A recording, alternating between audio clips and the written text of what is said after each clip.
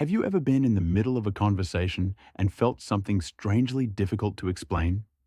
Not rejection, not exactly anxiety, not even the feeling that people dislike you. Just a quiet sense that everyone else seems to be moving inside the same invisible rhythm while your mind is somehow arriving 1 second late.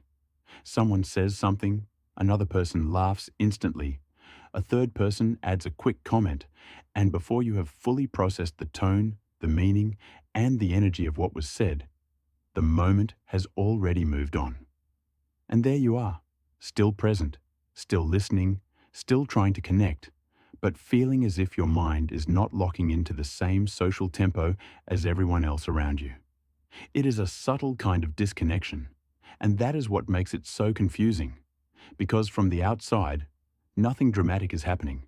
The conversation looks normal, but internally, it can feel like trying to step onto a moving walkway that never quite matches your pace. You are there, you hear everything, you want to engage. Yet something about the rhythm feels just slightly off, and that tiny gap is enough to make you feel mentally out of sync with the people around you. Most people misunderstand this experience completely. They assume that if your mind feels out of sync around other people, then the problem must be shyness, poor social skills, insecurity, or fear of speaking. But often, that is not what is happening at all. In many cases, the real issue is that your mind is not simply reacting to conversation. It is processing multiple layers of it at the same time.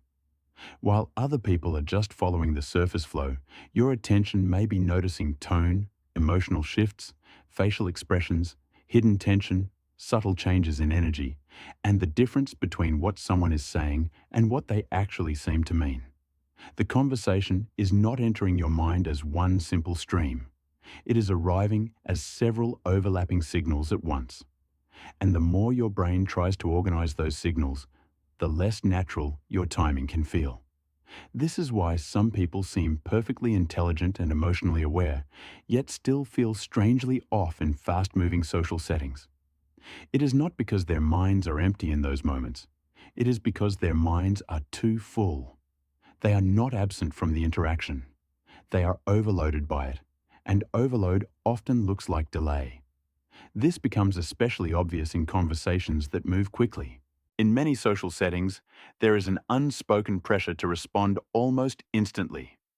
People jump in, finish each other's thoughts, shift topics without warning, and treat speed as if it were a form of connection. But not every mind is built to connect through speed.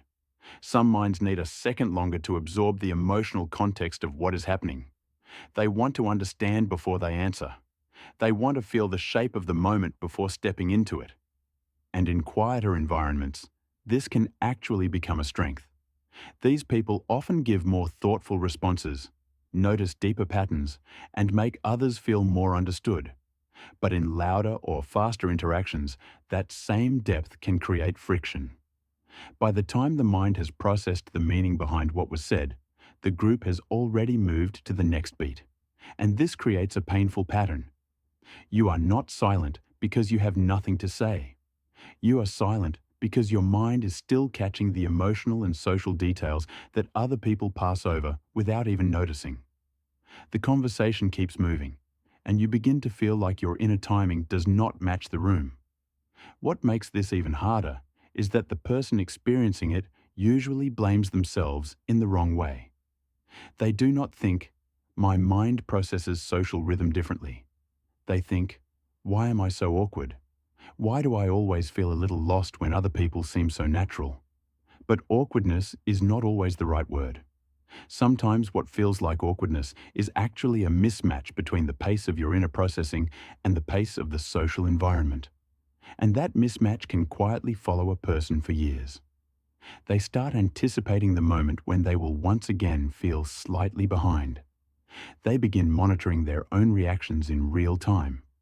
They wonder if they missed the joke, if they answered too late, if their expression matched the mood, if they look disconnected, if other people can sense that something feels off. And the more self-aware they become, the more mental energy gets pulled away from the interaction itself. So now the person is not only trying to follow the conversation, they are also trying to manage how they appear while following it. And that creates an even deeper feeling of internal delay. It becomes a loop. The more out of sync they feel, the more they monitor themselves. The more they monitor themselves, the harder it becomes to flow naturally. For many people, this pattern did not begin in adulthood. It may have started much earlier, in environments where reading the room felt necessary. Maybe they grew up around emotional unpredictability, where noticing tone and energy mattered more than speaking freely. Maybe they learned to observe carefully before saying anything, because entering a moment too quickly felt unsafe, embarrassing, or emotionally costly. Over time, the mind adapts. It becomes careful. It becomes watchful. It starts scanning social situations before fully entering them.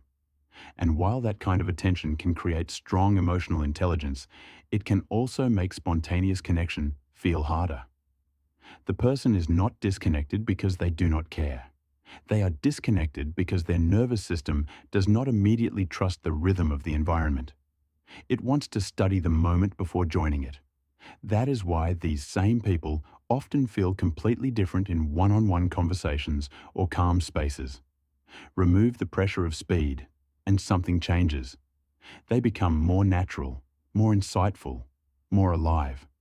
The timing returns. The connection deepens. The mind no longer feels like it is running behind the room. It finally feels like it can move at its own pace. And in that pace, something much more authentic begins to emerge. So if your mind has often felt out of sync around other people, that feeling may not be proof that something is wrong with you. It may be a sign that your attention works differently, that your mind is trying to process more than the environment requires, and that fast social rhythm has never been the place where your real strengths show up best. Because the same person who feels mentally delayed in a quick group exchange can become deeply perceptive, emotionally precise, and unusually thoughtful in the right setting. The problem is not always your ability to connect. Sometimes the problem is the speed of the stage where connection is happening. Not every mind is built for social performance. Some minds are built for social depth. And once you understand that, the story begins to change. You stop seeing yourself as broken because you do not flow the same way everyone else seems to. You start recognizing that your mind may not be failing at interaction at all.